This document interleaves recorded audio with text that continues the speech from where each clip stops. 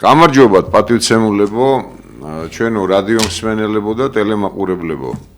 სტუდია რუიანში ვიმყოფებით ამჟამად ტრადიციულად არა, მაგრამ ესე მოგვიწია ჩვენს თანამებრძოლთან ერთად დღეს მე ვარ, ბატონ ოთარ ჭითანავასთან ერთად. მოგესალმებით. მე ბექა თაუბერი. ეხლა კი მოგესალმეთ და ალბათ ჩანაწერში ნახავთ. ჩემო ძვირფასებო, მაგრამ ეხლა ამ წუთას ჩვენი საუბარი, რაც უნდა პირდაპირ ეთერი იყოს, ეთერში ხალხი ვერ შეხედავს პირდაპირ, რადგან ელექტროენერგიას საერთოდ თითქმის მთელ საქართველოში გათიშული. ხო, ესეც რა თქმა უნდა მორიგი წარმატებული რგოლი, წარმატებული ეკოსისტემა, რითაც ბაქიბუქობდნენ ძალზედ ურცხვად და უტიფრად, რომ რეგულაციაშია აბსოლუტურად ეს სფერო და მას რაიმე ხიფათი, რაიმე ხარვეზიც კი არ იქნება, რადგან დარეგულირებულია სრულად, აი ვციტირებ მათ სიტყვებს. ხო, ერთი ეკოსისტემას აბრალებს, ჩვენ არ გვაინტერესებს. ეს არის ბერკეტები, ვისაც აქვს ახლა ხელთ, ხო? კონკრეტულად, რომ აი ელექტროენერგია უპრობლემოდ მიეწოდოს ქვეყანას. მათთან გვაქვს ჩვენ უპირველესად საქმე და ესენი ვინ არიან ძალიან კარგად იცით. არ არის შუქი დასავლეთ საქართველოში დავრეკეთ თითქმის ყველგან და არა მხოლოდ დასავლეთ საქართველოში, აღმოსავლეთ საქართველოში, ზაგრეთ თბილისში ვართ და აქაც არ არის ელექტროენერგია. დიახ, ეს იმდენად საპასუხისმგებლოა ჩემო ოთარ, რომ აი პასუხისმგებლიანი, აი ნატამალი პასუხისმგებლობისა, ზნეობისა თუ აქვს ჩინოვნიკს, რომელიც მართავს, ხო, მართვის პრეტენზია რომ აქვს და გონია რომ მართავს, ის აუცილებლად უნდა აგებდეს პასუხს და რა ვიცი, სხვა ქვეყანაში შეიძლება გადადგნენ კიდევაც შესაბამისი რგოლის მუშაკები. მე რამდენად უნდა მოხდეს ეს გრაფიკზე დაჯდომა თუ რა ხდება ვერ გავიგე, როცა მე ვიცი ქალაქები, სადაც პერმანენტულად არ გავა კვირა, რომ 3-ჯერ 4-ჯერ არ გათიშონ, ხო, ელექტროენერგია. და დღესაც ასეთ ვითარებაში ვართ. არა უშავს ჩვენ მიუხედავად იმისა, რომ ტელემაყურებელთა ზარებს ველოდებით ხოლმე ეთერში, თუ რადიო მსმენელი ეხლა ხაზზეა და ეს ქსელი, რა ვიცი, პრობლემის გარეშე მუშაობს, შეუძლიათ მათ დარეკონ ჩვენთან ეთერში და რა თქმა უნდა, ჩვენი ტრადიციული ურთიერთობები გაგრძელდება. ეს არის ძალზედ სამარცხვინო და წერტილი. თორემ ბევრი შეიძლება ოთარ ამის შესახებ ვისაუბროთ, მაგრამ საუბარს რა ძალა აქვს ეხლა კონკრეტულად ხალხიც ვერ გვისმენს პირდაპირ ეთერში, ხო? ხო, ამ დროს ძალზედ აღტკინებულია ოცნების პრემიერი, რომ ბრძანებს, ამით მინდოდა ეხლა დამეწყო, რომ თურმე ნაურუ კაცი ყოფილა, კაცო, ნაურუ ყოფილა ქვეყანა. ეხლა ნაურომ ვიცით რომ უარყო ეს ანუ არაღიარების პოლიტიკა არჩია ეხლა ჩვენი აფხაზეთისა და სამაჩაბლოს მიმართებაში და ბრძანებს რომ ეს არისო ჯანსაღი ურთიერთობების საფუძველიო, როცა სამართლის ნორმებს პატივს სცემენო. პატივცემულებო, სამართლის ნორმებს ნაურუს ცემს თუ არა, პატივს აღიარებს თუ არ აღიარებს, ეს სიმართლე გითხრათ ქართველ ერს და მეც მათ შორის თავისთავად ნაკლებად გვადარდებს. კონკრეტულად ნაურუ. თუმცა წარმატებები იმ ხალხსაც იქ ადამიანები ცხოვრობენ, მაგრამ მათი ხელმძღვანელობა რას მოიმოქმედებს ნაურუა და წერტილი, მაგრამ სამართლის ნორმებს და სტანდარტებს ეს ადამიანები საერთოდ იცავენ? დღეს რომ ხელისუფლებად გვევლინებიან, იცავენ საერთაშორისო ნორმატივებს, იცავენ საერთოდ იმ ელემენტარულ სამართლის ნორმებს, რომელიც საქართველოში უნდა წარმოებდეს, საქართველოში უნდა პოზიციონირებდეს შესაბამისი რგოლები და ამ დროს დაწყებული სასამართლო სისტემით და დამთავრებული ყველა რგოლით, რომლებიც მასში არიან ერთმანეთთან, პროკურატურა გნებავთ, თვითონ შინაგან საქმეთა სამინისტრო, მხოლოდ და მხოლოდ ვერ ვიტყვი, მაგრამ ხშირ შემთხვევაში უკანონო გადაწყვეტილებების მიმღებნი, შემსრულებლები და გამმართლებელნი არიან ხოლმე. ეს აქ სამართალი ჩვენთან არ უნდა მოქმედებდეს და ნაურუს სამართალს დაუკრათ დაში? კი ბატონო, წაბრძანდით ნაურუსში ახლა. აქეთ ბაშკირეთი და ის გასაგებია. ახლა ნაურუსთან გაავით დიპლომატიური ურთიერთობა და ავშენდებით რა. როცა დიპლომატიური ურთიერთობა გაწყვეტილი აქვს ძალიან კარგად ვიცით საერთოდ ძირითადად აი ამ რეჟიმს საერთოდ გარემომცველ სამყაროსთან მე ცივილიზებულ სამყაროს გულისხმობ სადაც შეიძლება მეტი განვითარება მეტი ინფორმაციის გაცვლა სწავლა განვითარება სწავლა ცოდნის გაცვლა რაც თავარია და თანამშრომლობა საერთოდ არა გლობალურ უსაფრთხოებაზე მხოლოდ არამედ ყველა მიმართულებით ისე რომ შენს იდენტობასაც არ შეექმნა საფრთხე და ვაივიში არ ატეხო რომ რაღაცას გაძალებენ თურმე არავის არაფერს არ აძალებს ასე რომ კიდევ აღსანიშნია ჩემო ოთარ რომ ახალი წლიდან და ანონსეს რომ 20 ლარით იმატებს კიდე პენსია პენსიონერებს ემატებათ 20 ლარი და ამ დროს ფასების მატება იმდენად თვალსაჩინოა და ყოველდღიური თითქმის რომ აი ესეც ძალიან დიდი სირცხვილი რომ აი 20 ლარი ემატება პენსიონერს გაისად იცით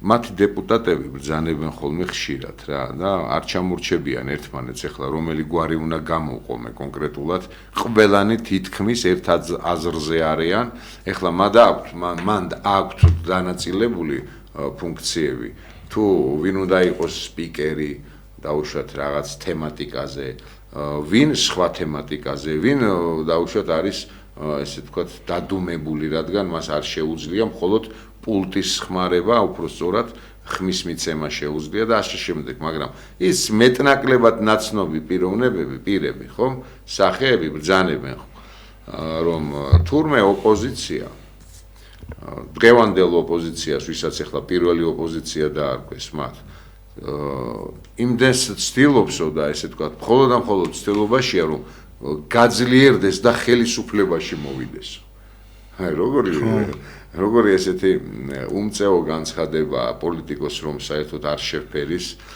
რას ქვია რა სიახლეს გვეუბნებით ჩვენ რა ჯერ ერთი ეხლაც ხელისუფლებაში არიან მათი ნაწილი რადგან ერთად ახართ შეხმატკბილებული სხვადასხვა რგოლებში ხომ არა მხოლოდ პარლამენტში და თან თავიანთ აგენტურულ საქმიანობას აძლიერებენო და აგრძელებენო პატივცემულებო სამარცხვინო განცხადებებისგან თავი შეიკავეთ ჯერ ერთი რომ უმწეოა და ძალზე დილეტანტური ეს ერთი მაგრამ სამარცხვინოცაა იცით როცა რეზონანსირდება რაც არ უნდა რეზონანსული პიროვნება არ ბრძანდებოდეს ამა თუ იმ სიტყვის წარმოთქმელი მაინც რომ პედალირებს რაღაც და აქცენტირებს რაღაც საკითხებზე და თან ასე ვთქვათ პოლიტიკოსის მანტიით და ხელისუფლების მანტიით მას რა თქმა უნდა მოусმენენ და სამარცხვინო რატომ არის ამას ძალიან კარგად ხვდება ჩვენი მოსახლეობა იმიტომ რომ რეალურად ხელისუფლებაში ბრძანდებოდნენ ხელისუფლებაში კვლავ არიან და რაც შეეხება აგენტურულ საქმიანობას ესე იგი რა გამოდის რომ თქვენ ის ხბადაღებული ფარა ეგრეთ წოდებული ის ფარა არ არის ოთარ მაგრამ რაღაც გამჭირვალობის კანონებს ხომ ღებულობდნენ ესენი რასაც მე ერთი ვაივიში მოყვა სად არის ეს თქვენი ეგრეთ წოდებული ფარა რას ქვია აგენტურულ საქმიანობას კვლავ აგრძელებენ და კვლავ აძლიერებენ და ასე თქვა თავიანთ უფროსებსო როგორც ბრძანებთ პატაკს აბარებენო სად არის სახელმწიფოებრივი მიდგომა მე გკითხვას ვამ და მე ამ ქვეყნის მოქალაქეს მაქვს სრული უფლება მოვითხოვო ამ წინადადების განმარტება რასაც ბრძანებთ ვის გულისხმობთ რას გულისხმობთ რა დროს როგორ მარტო გულბაათ რცხილაძეზე გამოაჩინეთ ბრჭყალები ისიც დაუმტკიცებელ ბრალზე კაც რუსეთის აგენტობას წამებთ ცილად და დაკავებული ყავთ ისე რომ მართლაც გენიალური პიროვნების მისი მამის გარდაცვალების დღეზე არ დაასწარით თქვენი წინამორბედი ამას მაინც აკეთებდა სააკაშვილი რომ მშობლის დაკრძალვას ამა თუ იმ პიროვნებას ასე თქვა და ასწრებდა შესაბამისი ასე თქვა გამყოლებით და ასე ხდებოდა და მხოლოდ რცხილაძეზე აღმოჩნდა თქვენი ფარა და ისიც ვაი ამ კანონმდებლობას, ვაი ამ ვერდიქტს, ან ჯერ რა დროს ვერდიქტია, ბრალი ვერ დაგიმტკიცებიათ. არ თავის გამართლების უფლებას არ აძლევთ კაცს. და მე მოვითხოვ ოთარ, რომ აი კონკრეტულად ვის გულისხმობენ აგენტურებს, სად რომელ ქვეყანაზე მუშაობენ, ვის გადასცეს, რა გადაუციათ, რაგან აგრძელებენო. ერთი დიდი გამოსვლები და მთელი, ასე ვთქვათ, აურზაური რომ იყო ამის შესახებ. თქვენ კიდევ იგივე იდეოლოგიით ბრძანდებით და აგრძელებთ, რომ თურმე აგენტურული საქმიანობა გრძელდება და თან ძლიერდება. ჩვეულებრივმა მოსახლემ, მოქალაქემ როგორ იგრძნოს უსაფრთხოდ თავი, მე რა ვიცი კონკრეტულად, არა, ჩვენ კი ვიცით თქვენ აგენტურულ საქმიანობას რას ეძახით. ისიც ვიცით დაახლოებით, თორე კონკრეტულად როგორ გვეცოდინება, ვინ ვის რა გადასცა, ვისზე გაქვთ თქვენ მსჯელობა და ვექტორი მიმართული, მაგრამ ამ ყოველივე სჭირდება განმარტება და მტკიცებულებები.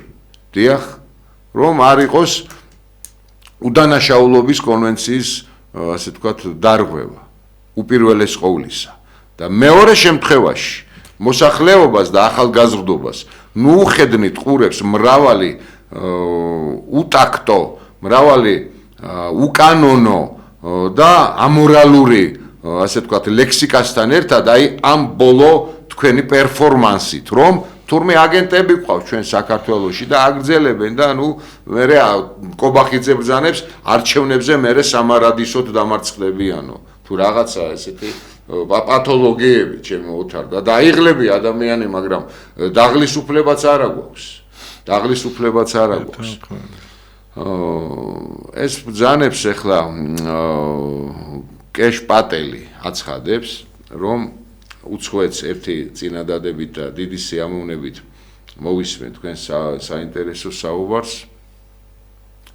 ბრძანებს, რომ ესე იგი ამერიკის შეერთებული შტატების ესეთი ტრადიციული მეტოქეები, ვინც ბრძანდებიან, ხო, ასახელებს ჩინეთსა და რუსეთსა და ჩინეთს, აი მათ შორისო იწყებს, ეს არის ფედერალური ბიუროს დირექტორია გამოძიებისა, იწყებს თითქოს როგორც აანონსებს ახალ ურთიერთობებს პარტნიორულს, რომ მათ შორის მრავალი მიმართულებით გაიხსნას ეს თანამშრომლობა, რაც არ გამორიცხავს კი არა პირიქით მოიაზრებს და თვითონ ხაზს უსვამს, რომ ეს ერთობლივ გამოძიება, ერთობლივ საქმიანობა მუშაობაშიც აისახება.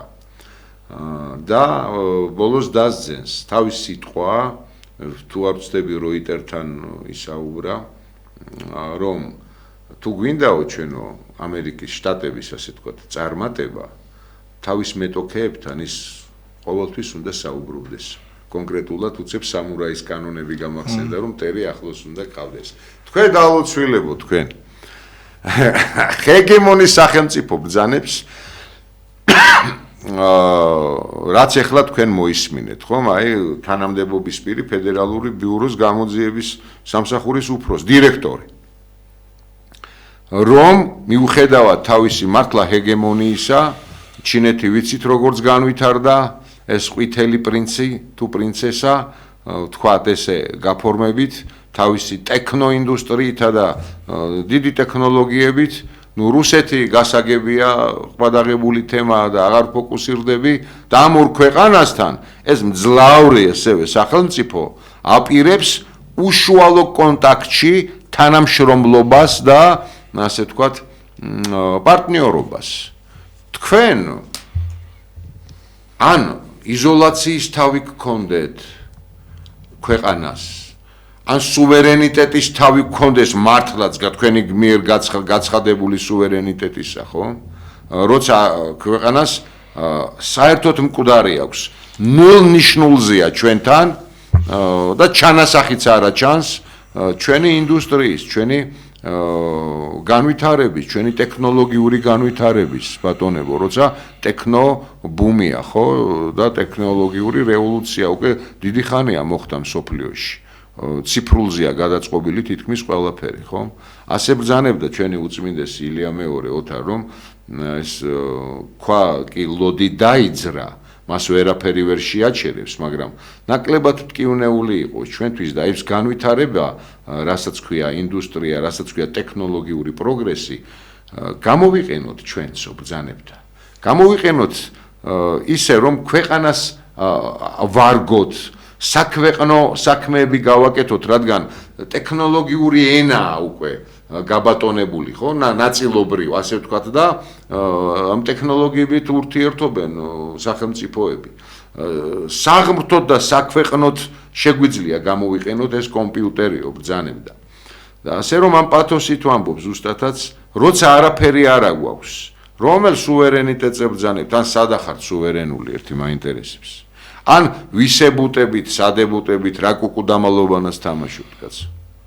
აგერ ძლავრი სახელმწიფოები, რომელთაც საერთოდაც შეიძლება სხვაგვარად გადაეწყვიტათ, კი, ღილაკზე ხელი არ დაეჭირათ და ბირთვული არ წასულიყო, მაგრამ ეხლა უშუალო პარტნიორობას აპირებენ და მრავალი მიმართულებით. და თქვენ ამ დროს ნაურუზი აბუდებთ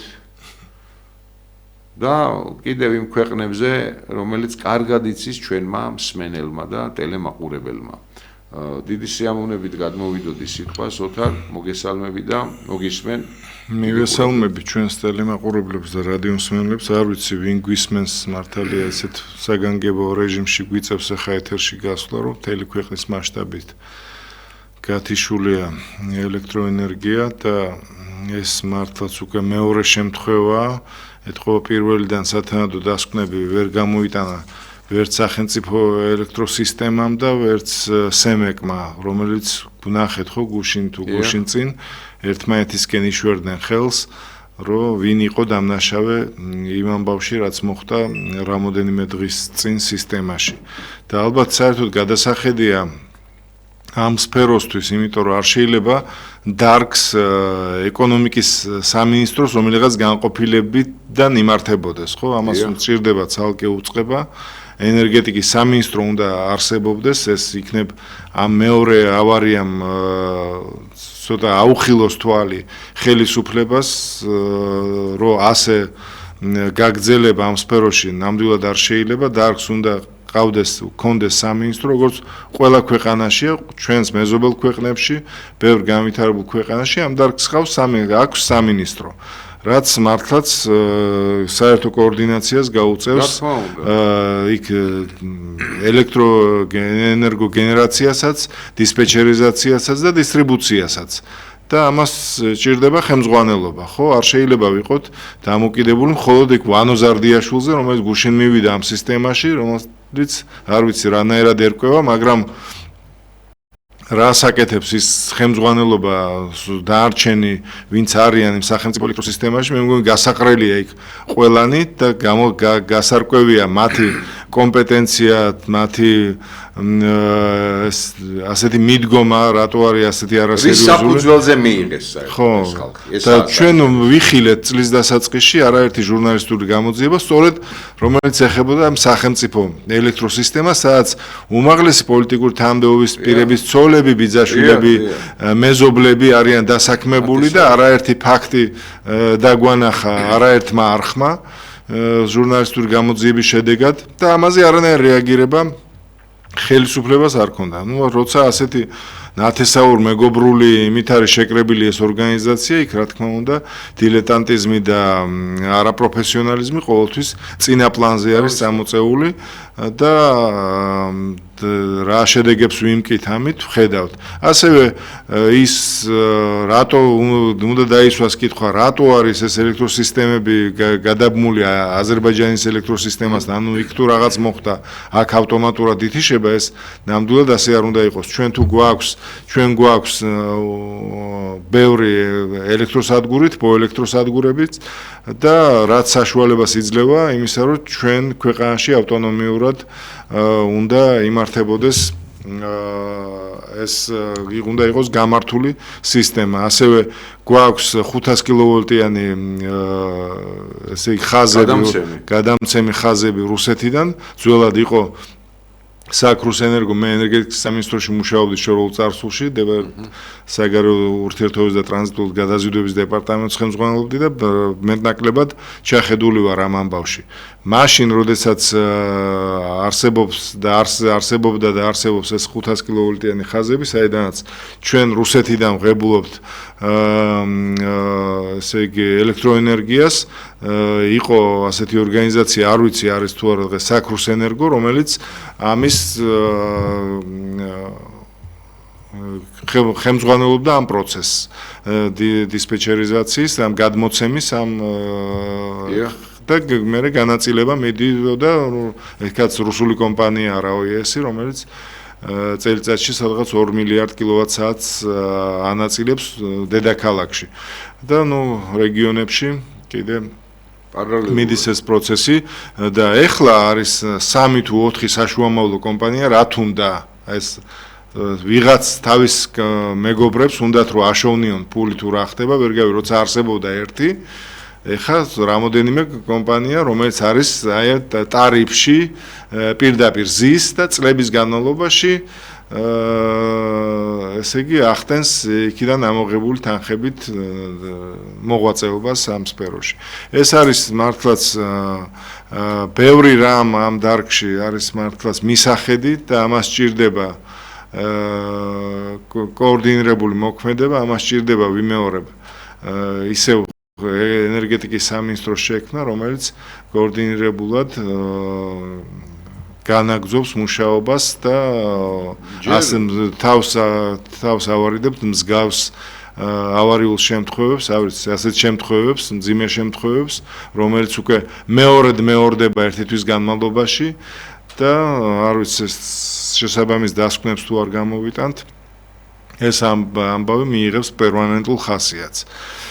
ეს რაც შეეხება ამ პრობლემას, რომელსაც ახლა დღეს წავაწყდით, რაც შეეხება იმას თუ აი ნაურუც ახსენეთ, კი არის ეს შემთხვევა მოხდა, უკვე თვეზე მეტია, რაც ნაურუმ ამ პატარა სახელმწიფომ უკან გაიტანა თავისი აღიარება და ამას არაერთხელ დიდი მწუხარებით ახსენებენ აფხაზებიც, ჩვენ ხედავთ მათ სოციალურ ქსელებში, მაგრამ არის კიდევ რამოდენიმე დიდი ქვეყანა, რომელზეც სამუშაო აქვს საქართველოს ხელისუფლებას. იქ სადაც რუსეთმა დაკარგა გავლენები, ეს არის სირია, რომელსაც აღიარებული აქვს აფხაზეთი და იქ აქვს საელჩო, და ვენესუელა, რომელსაც ასევე აქვს აღიარებული და იქაც დიპლომატიური წარმომადგენლობა აქვს. რატო უნდა იყოს დღემდე, როცა უკვე დიდი ხანია რუსეთის გავლენები პრაქტიკულად ამ ქვეყნებში არ არის და იქ ამერიკის მოკავშირეები მართავენ პრაქტიკულად ამ ქვეყანას, რატო არ მუშაობთ იმავე ამერიკის შეერთებულ შტატებთან, იმავე ამ ქვეყნებთან და მე ვიტყვით, რაში გვჭირდება დასავლეთი, რაში გვჭირდება ამერიკა, რაში გვჭირდება ეს დასავლური ღირებულებები, მათთან ურთიერთობა, რავი, ყველაფერს აქვს ხაზი გადასმული, გვირჩევნია ვიყოთ ასე იზოლაციაში. სამ ასეთ იზოლაციაში ვიქნებით, უნდა ვიცოდეთ, რომ არც ნაურუ კი ვენესუელა, არც სირია, კიდევ ორი რესპუბლიკა არა, რაღაც ჯუჯა სახელმწიფოს ტუვალუ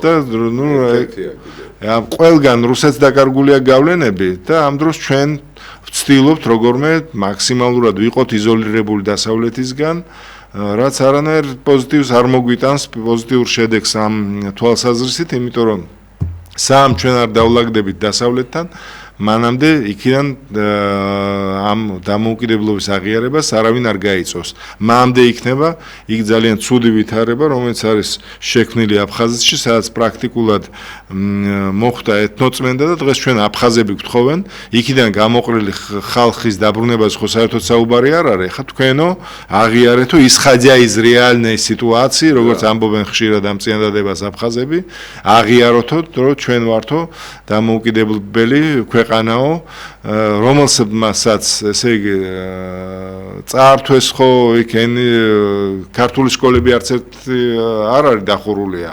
მაგალითად დიდი ხანი სომხებს 4 სკოლა აქვს ქართული სომხური სომხები ჭარბობენ მაგრამ ხო სომხური სკოლები არის 4 სკოლა ჩვენ ვითხოვდით ერთი გალში გქონდა და ისიც დახურულია და ოჩამჩირეში იქაც არ არის ანუ გადარქმეულია სოფლებისთვის სახელები გადარქმეულია ქალაქებისთვის სახელები გადაღებილია ჩვენი ტაძრები და საკულტო ნაგებობები აფხაზეთში და ჩვენ თურმე კიდე უნდა კეთილი ვინებოთ და უნდა აღიაროთ ესენი რაღაც დამოუკიდებელ ერთეულად. ისე ხა ძალიან კარგად აქვს საქმე ბჭყალებში.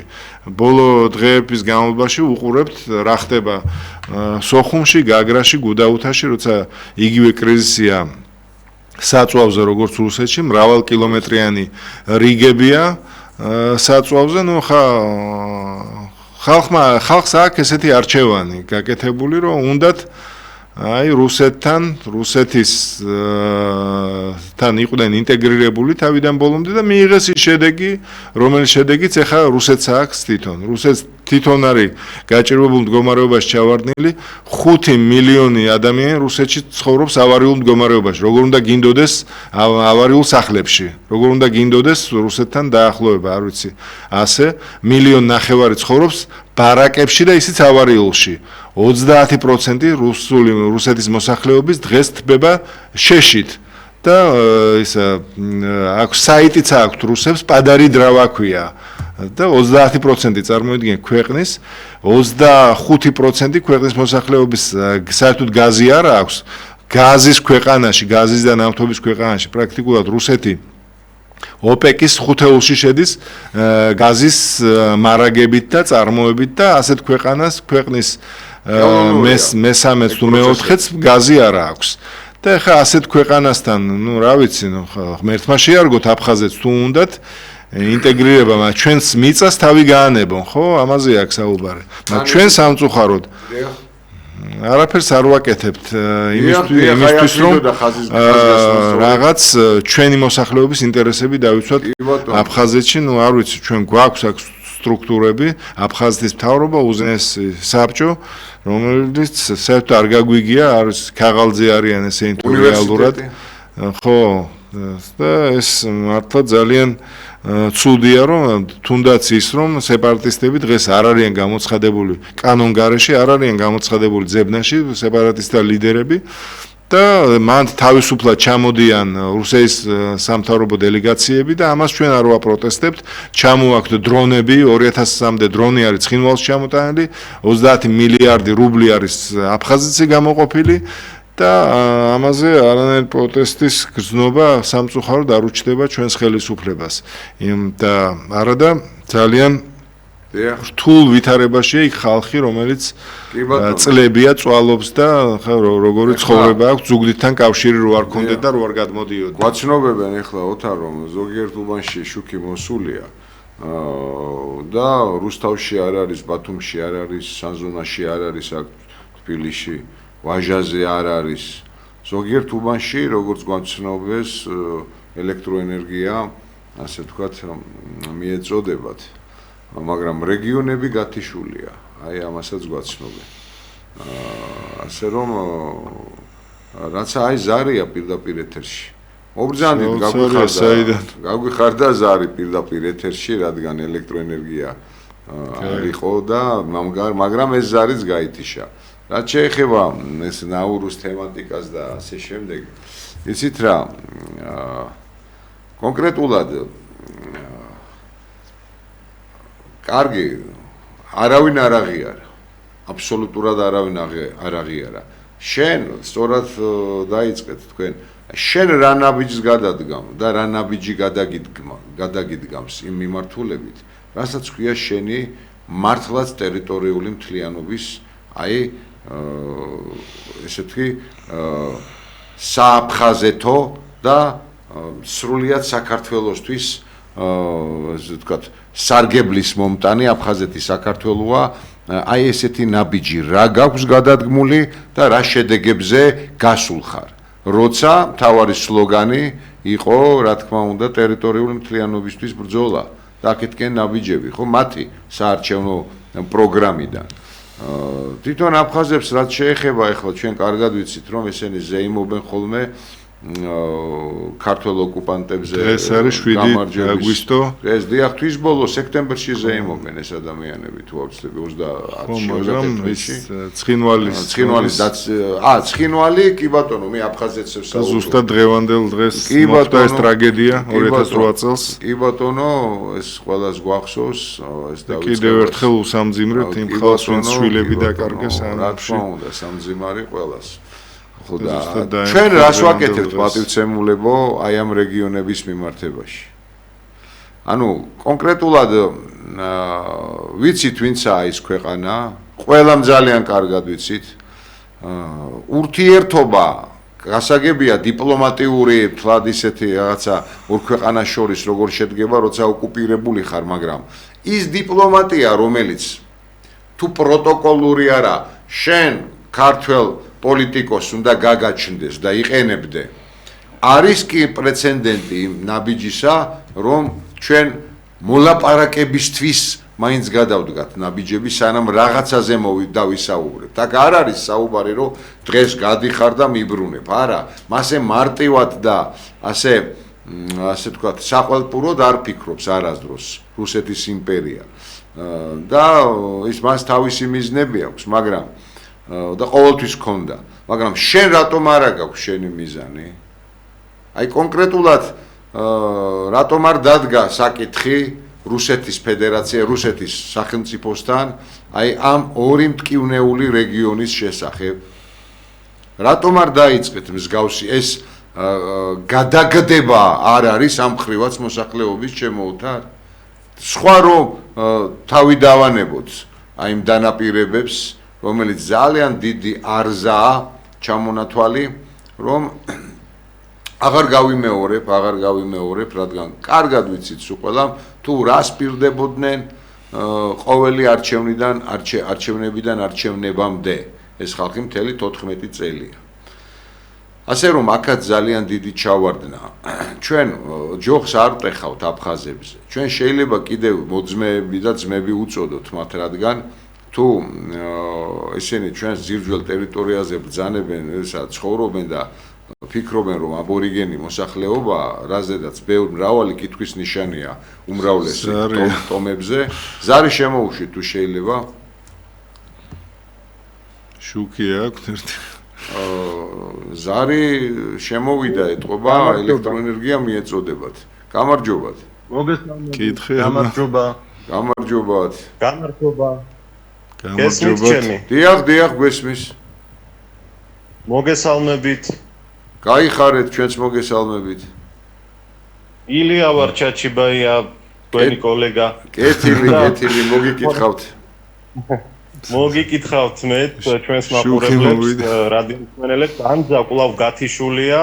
ყველა რადიოსადგური გათიშულია და იმედი გვაქვს, რომ ჩაირთვება წუთი-წუთზე. ინფორმაციის სახით მინდა მაყურებელს მივაწოდო ბოლო სიახლეები, რომ ამ ელექტროგათიშვის გამო, ესე იგი, თბილისის მეტრო გაჩერდა, ძალიან პანიკური ვითარება შეიქმნა მეტროში. გაჩერდა საქართველოს რკინიგზის მუშაობა და აქაც ძალიან რთული ვითარება შეიქმნა. აგრეთვე სუპერმარკეტებშიც, მაღაზიათა ქსელებშიც, აფთიაქებში, დიდ სავაჭრო ცენტრებში ამ მოულოდნელმა გათიშვამ გამოიწვია დიდი გაურკვევლობა და ადამიანებში ზოგიერთ ნაწილში პანიკა. ჩვენ მივიღეთ ინფორმაცია, რომ რამდენიმე რაიონში არის ელექტროენერგიის მიწოდება თბილისში აღდგენილი. ეს არის ამ ეტაპზე საბურთალოს ნაწილი და თავად ობიექტივს ელექტროენერგია ამ დროისთვის მიეწოდება. აგრეთვე დიდ დიღომში ჩაირთო ელექტროენერგიის მიწოდება და ნაწილობრივ როგორც ჩანს აღდგენას იწყებენ, თუმცა სრულად არა. რეგიონები აბსოლუტურად გათიშულია ამ წუთებში სოციალურ ქსელებში წერენ მოქალაქეები სხვადასხვა ქალაქიდან და რაიონიდან და სოფლიდან, რომ გათიშულია თითქმის ყველგან კვლავ ელექტროენერგიის მიწოდება. ესე იგი, ვრცელდება სახელმწიფოს მიერ ასეთი განცხადება, რომ ენგურ ჰესზე მიმდინარეობდა სარეაბილიტაციო გეგმიური სამუშაოები. და სწორედ ამ დროს მოხდა გაურკვევლობა, რასაც ვერ აკონკრეტებენ, რა მოხდა, ამან გამოიწვია მთელ საქართველოში ელექტროენერგიის გათიშვა. მოკლედ ამ დროისთვის ასეთი არეება მათთვის მინდოდა მიმეწოდებინა ინფორმაცია, ვინც ვთქვათ, უკვე მიიღო ობიექტივი სიგნალი და გვიყურებს და ახერხებს ტელევიზიით თვალეადევნოს ჩვენს გადაცემას. მადლობა ინფორმაციისათვის ილია. გაიხარეთ. მადლობა რა თქმა უნდა ინფორმაციისათვის, ოპერატიული ინფორმაციისათვის და გასაგებია რომ რაღაც ეტაპობრივად მიეწოდება ალბათ სხვადასხვა უბნებს და ალბათ რეგიონსაც, რაიონებსაც. ზარი შემოუშვით ეთერში. ალო. გამარჯობათ. ალო. გამარჯობათ. ალო. გვესმის. ეთერში ხართ. გამარჯობათ, გამარჯობათ. ისაუბრეთ. შეგდებულები. ერთი ვიზა დაგისვათ კითხვა. რაღაც საინტერესო საიტფერიდან. რომელ დაუბრუნებია ვინმე დაკარგული ქალაქები, სოფლები და ჩვენი ტერიტორიები. ვეახა დიდი ხნისან და ვიცი ყველაფერი და რომელ დაუბრუნებია არ არსებობს. არც აფხაზეთი, არც ოსეთი, არავის ყარდება ჩვენ. ეხლა კიდე რო ყირიმი დაიბრუნა რუსეთმა, მაგრამ იბრძვიან ახლა. რა ხმარია ქვეყანაში, აურეულობაა და ჩვენ რა მოგვივიდა რომ დავეტაკებით ახლა თავრობისა და არც თავრობის, მაგრამ რა უნდა გააკეთოს ამ ერთი ბესტავსმა, რა უნდა გააკეთოს. კიდე ვერ საკეთებდეს და არ არის ეგ მაყოფილი. თქვენ საიდან რეკავთ, რომელ უბანში ბრძანდებით, შუქი გააქვთ? ელექტროენერგია. აკვიდან რეკავ, ახლა მოვიდა შუქი რა, მე ვარ უბედურ დღეში ყევაზე, მარტო ხემაკალი ვარ, პენსიონერი 90 წლის. და თბილისიდან? თბილისში ხართ? დიახ, ეხლა მოვიდა. რომელ უბანში? ბატონო? რომელ უბანში ცხოვრობთ? აი, ცხოვრობ საბურთალოში. იმიტომ რომ ბელუბანში არ არის შუქი და თქვენთან კარგი, მოვა, მაგრამ თავრობის გრალია ეს და ყველაფერს თავრობას ამრალებენ. თვითონ ზიანს აღერზე და თბილად არიან. გამოვიდე დაეხმარო და დაჭირებულ ხართ. აბა, ტექნიკიდან მოდიშვეთი აფიქსი. ზიან იქიდან რაღაცა მოზრავე, გაგიდეთ. ყველა ეს არის ჩვენი საქართველო. ვალი აღარ იქნება ეს ქვეყანა და დაიწერებს ყველა. და ვის დავაბრალოთ აბა, ვინ არის პასუხისგებელი? რა არის? ვის დავაბრალოთ ეს ამბავი, ვინ არის პასუხისგებელი იმაზე რომ ასეთი ავარიები არ მოხდეს? თქვენ როგორ ფიქრობთ? დაგრევენიზე. ახლა ისინი ხაზრები ადიდებული მდინარეები, ხალხი იღუპება. არც ერთი არა გვაქვს ეს საბედნიეროდ. ყველა ფორმის და მირები უნდა და გაიხორება უნდა. საქართველები აღარ არიან ბატონო.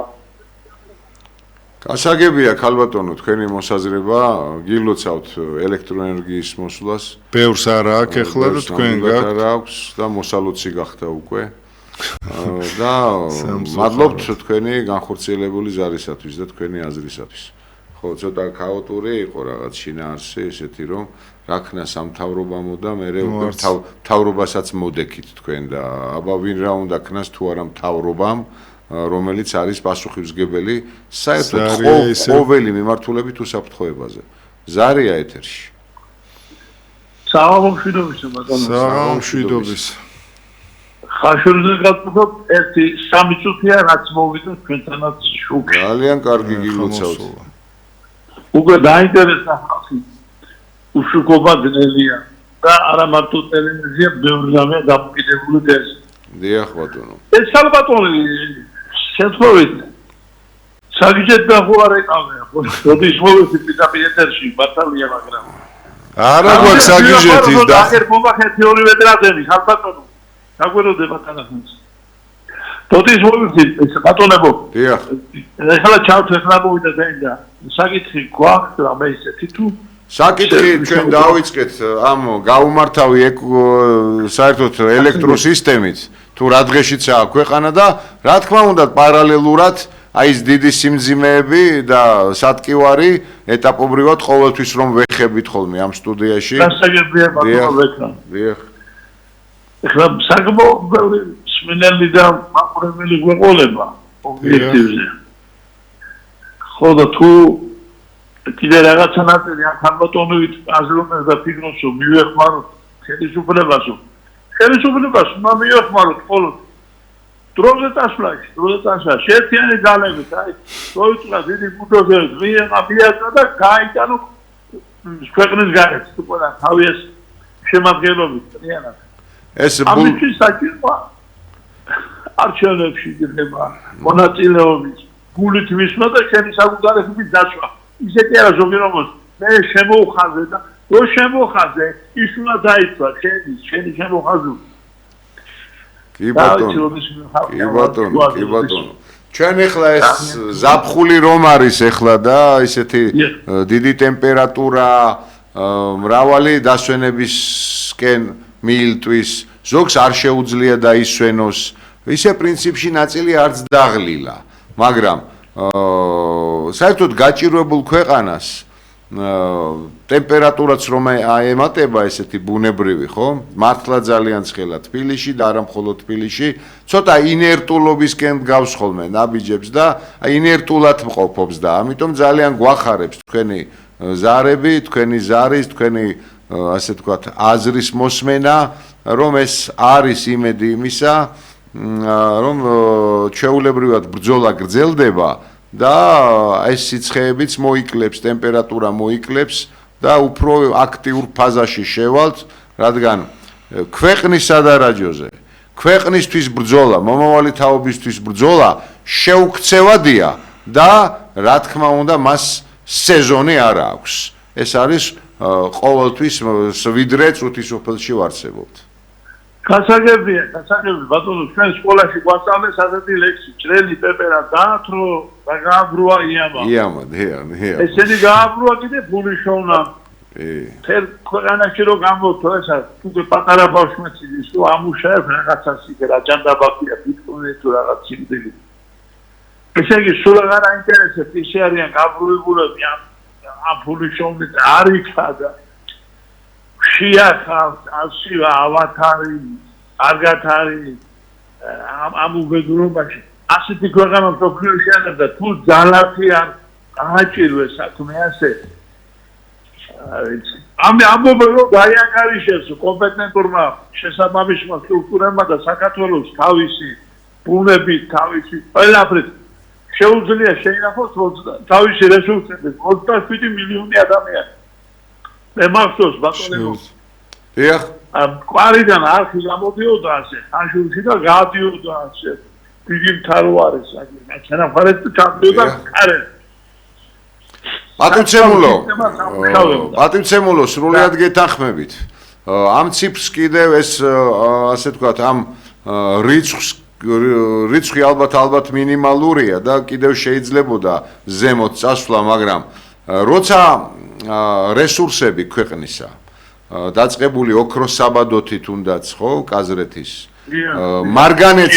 მარგანეცი ეს შავი ოქრო და ყველა აბსოლუტურად ის ხელშესახები რესურსი, რომელიც ნამდვილად ეკუთვნის ქართულ ხალხს და არა განკერძოებით რომელიმე ჯგუფს, ის ხელისუფლებაშია თუ რაიმე მაფიოზური კლანის წარმომადგენელია და განიკარგება ის, რა თქმა უნდა, სახალხოდ, აქ თავისთავად 27 მილიონი კაცი ადამიანი შეიძლება ცოტაც იყოს თავისთავად. გეთანხმებით.